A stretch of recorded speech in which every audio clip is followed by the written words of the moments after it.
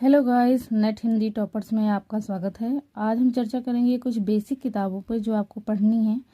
अगर आपको ये परीक्षा पास करनी है तो मैं सजेस्ट करूँगी कि आपको कुछ बेसिक किताबें पढ़नी चाहिए। बाकी सिलेबस मैं आपको कवर कराऊँगी, लेकिन फिर भी मैं चाहती हूँ कि आप अपनी तरफ से भी कुछ किताबें पढ़ें, जिससे आपको इस विषय के बारे में एक अच्छी पकड़ आपकी बनी रहे। आइए चर्चा करते हैं हम उन किताबों की जिन्हें हमें ये नेट परीक्षा के लिए बेहद महत्वपूर्ण भी मानी जाती है और हमें इन्हें पढ़ना भी चाहिए, क्योंकि इससे हमारा बेसिक्स क्लियर रहेगा तो हमें बहुत सारे प्रश्नों के उत्तर देने में हमें सहायता मिलेगी। मैं आपको बहुत सारी बुक्स नहीं बताऊंगी, क्योंकि मार्केट में बहुत सारी बुक्स अवेलेबल हैं और बहुत सारे लोग बहुत सारी बुक रिकमेंड करते हैं, जिससे मैंने नेट परीक्षा पास की है। मैं आपको 2-3 चुनिंदा किताब बताऊँगी, जिसमें आप चाहते हैं उनमें से कोई एक या दो आप अपनी मर्ज़ी से सिलेक्ट करके पढ़ सकते हैं। बाकी हम इस चैनल पे अपनी तरफ से पूरी तैयारी आपको कराएंगे, जितना हो सकेगा अपनी तरफ से आपको पूरी सहायता देंगे। चलिए विषयवार चर्चा कर लेते हैं। कौन कौन सी पुस्तकें हैं जिन्हें आपको पढ़नी ही चाहिए।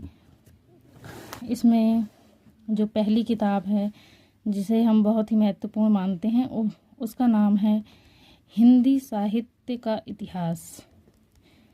आपने इस पुस्तक का नाम सुना ही होगा। ये बहुत ही महत्वपूर्ण व प्रसिद्ध पुस्तक है।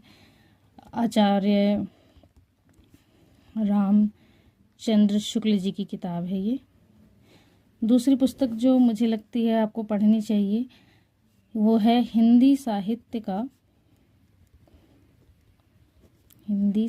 का सरल इतिहास। यह पुस्तक विश्वनाथ त्रिपाठी की है।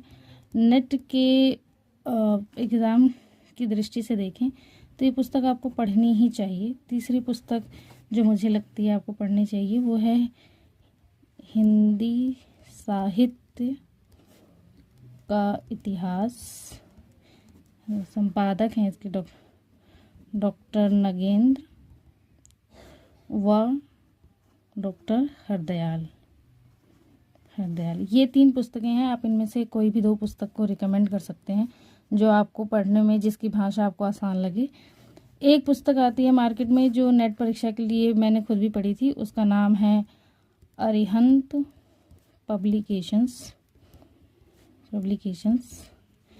ये बुक मैं आपको सजेस्ट करना चाहूँगी कि अगर आपने इन तीनों किताबों में से कोई एक बेसिक किताब पूरी कर ली है तो फिर उसके बाद आपको इस तरीके की किताब आपको पढ़नी चाहिए मल्टीपल टाइम्स, जिससे आपके एमसीक्यूज और क्वेश्चन में आपको जो भी लगता है कि कन्फ्यूज़न है चीज़ें, उस समय